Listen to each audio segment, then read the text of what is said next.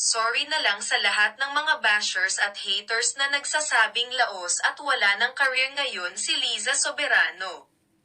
Ibinandera ng dating kapamilya star na mas magiging busy siya ngayong 2024 dahil sa sunod-sunod na projects na naka-line up niyang gawin sa mga susunod na buwan.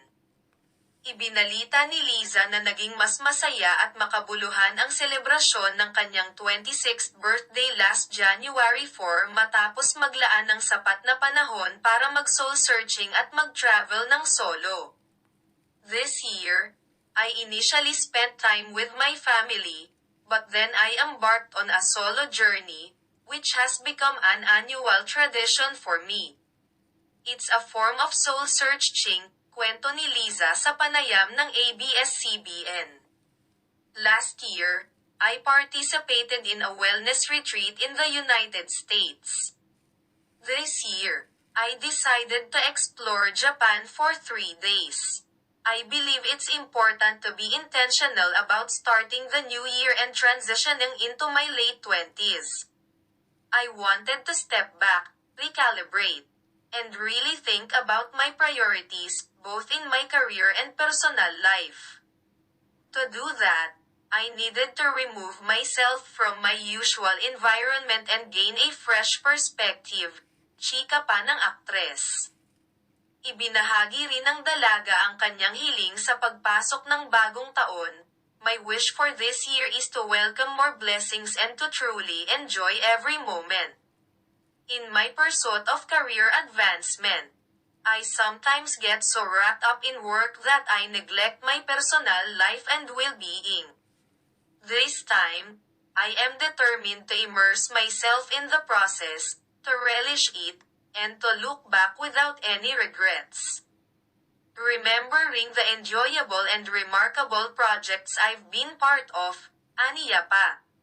Sa naturang interview, sinabi ni Liza na super excited na siya sa pagpapalabas this year ng una niyang Hollywood project na Lisa Frankenstein.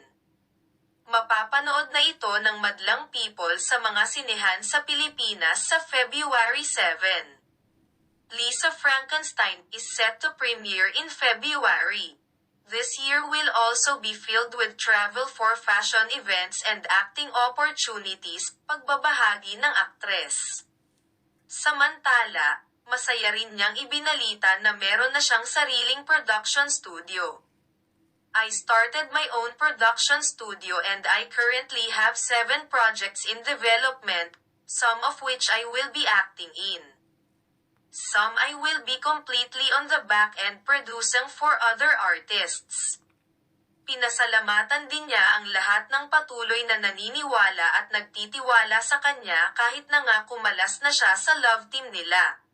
Ni Enrique Hill, I want to extend my heartfelt thanks to all my solo fans who have joined me through this period of transition and throughout the journey of building my career internationally.